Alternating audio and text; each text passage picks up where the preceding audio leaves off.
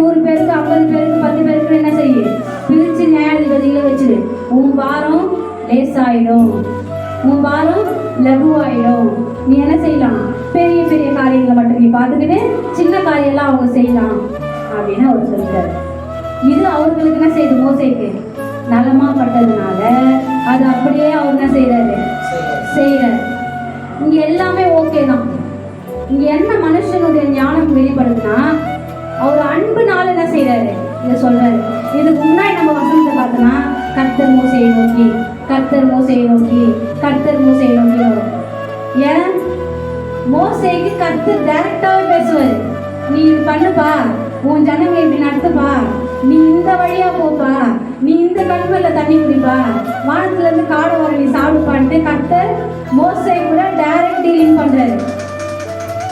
ஹல்லேலூயா. இது பாரமா இருக்கும்னு கர்த்தருக்கு தெரியாது.